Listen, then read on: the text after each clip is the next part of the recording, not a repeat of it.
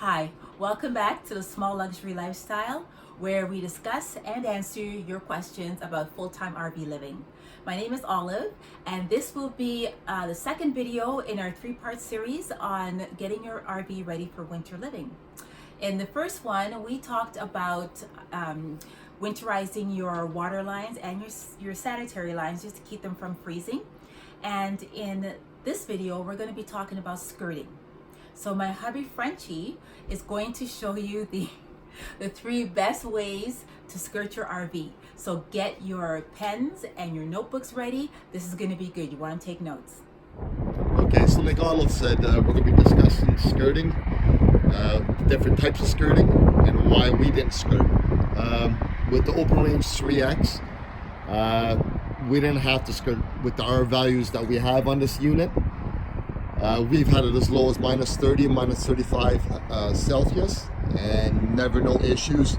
Floors are completely warm inside where you can walk around barefooted. So yeah, it worked out with this unit, no skirting. The one thing I wanted to mention is, if you notice, my outriggers on the unit, I got them raised up about a foot on the unit.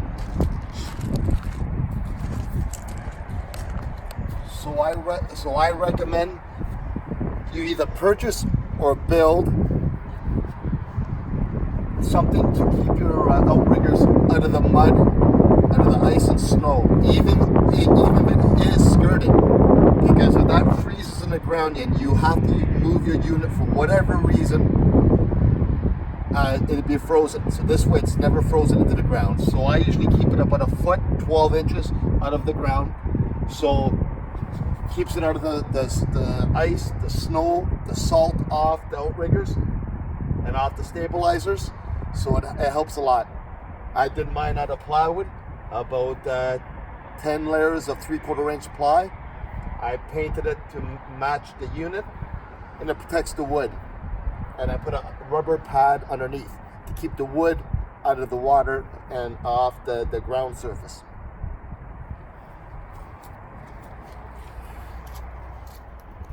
Okay, so you can see my neighbor here. He skirted his unit with presswood. So you can either use presswood or plywood. Obviously, the presswood is a lot cheaper in cost, but it's not as durable as plywood. So what he did is basically just use the presswood and screwed the corners together and used a noodle, a styrofoam noodle, to protect the unit. Me personally, what I would have did, if you want to spend the money, is use 3/4 inch plywood. I would have used some type of bonding agent like PL and glued 2-inch styrofoam insulation on the inside. And at the corners of each sheet of plywood, I would put hinges, so that at the end of the season, you can fold it and stack your material in a bundle. And plus, having the styrofoam insulation bonded to the interior of the plywood, it raises your R values. That's what I would have did. And I would have left one sheet of plywood, like I said, on hedges, not only for stacking at the end of the season, but you can use it as storage. You can open it when you need it, or cut a trap door into it. Okay, as you can see, our other neighbor used a complete different method. He went with residential vinyl siding. There's a lot of cutting to be done with this method, but the finished product is nice. You can color match it to your unit a lot easier. The R values are a little less, but it's a lot easier and lighter for storage at the end of the season. So it's another very good option that you have here. Okay, so I got my neighbor here, Angus, and he did a different method of doing skirting, and he'll explain exactly what he did. So my wife and I bought 24 bolts of Yukon vinyl, which is good to minus 30, and we included with it insulation on the inside. The insulation's foil. We both sewed it and glued it, and we did double stitching around the outside, in order to secure the buttons for those points, and it wraps in down underneath and is held in place by water weights. And that's been sewn in underneath. There's another one that can go in its place if it's higher, that attaches with the buttons. And then we did wraps as well, and we wrapped every slide out. And in it, we took the insulation and we folded it over.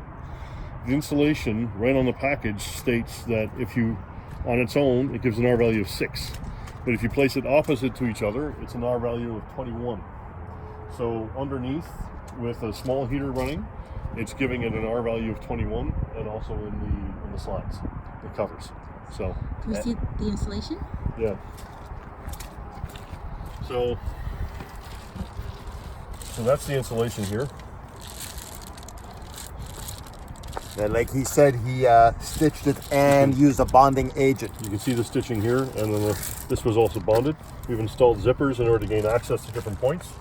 And where'd you get your clips, your clip-ons? 3M. 3M. Got the zippers are 3M, the clips are 3M.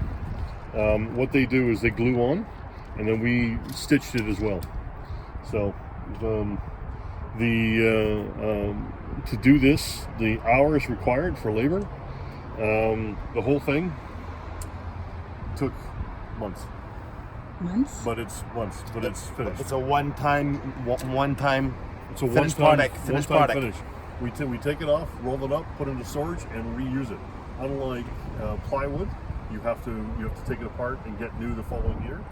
This is the second year we've had it on. We just put it into storage and away we go. Oh, that's convenient. So we bought the sewing machine, the needles, the thread, the material, the insulation, and measured everything and did it ourselves. And like he mentioned earlier on off video, there's a lot of times you get great heat loss from your slide outs. And with this, there is no heat loss. Because it sits into the gap and prevents air loss from the slide. Oh, that's awesome. It's a great solution. And I was, later on in the video, I was going to say which method is the best, and this is the best method to do it. What I will tell you is that there is a place in Alberta that will do this for you, not including the insulation, and they charge, the starting cost is $5,000 for a small trailer, and it goes up for the amount of material that went on here, and that didn't include slides, and they screw it into the RV rather than using retractable, removable, and gluable buttons. So yes, we did it ourselves, and we got it at a lower cost. It's a huge savings. To have this custom made would be thousands and thousands of dollars, probably 10 to 15 minimum. Wow. And like you said, you have a couple options. You don't have to only use these. You can also use whether Velcro. So you can get the Velcro that's 10 or 20 pounds per linear foot. But you still have to screw that in. You can't just glue it, Yeah. because the glue will come off. Yeah. But once again, the Velcro, one side Velcro would stay on your unit full time. The other half, the Velcro, is on your material. I mean, And it's why we chose the buttons, because you can't see it. yeah, you can't see it. So you got a couple options here, but this is the best method. You can, it's a lot easier at the end of the season. Roll it up, put it in your underbelly, and pop it out the following season. So on your second season, how long did it take you to erect this? Put it back on. 40 minutes. So 40 minutes to 1 hour. Nice. There it is. Thanks, so this is Angus. the winner right here. That's it. Thanks, Angus. You're Yeah, the no winner. problem. Appreciate that. There you go, guys. The 3 best ways to skirt your RV. So I hope you found this helpful. I hope you took a lot of notes. And if you liked the video, give it a thumbs up, subscribe to our channel, and we'll see you next time.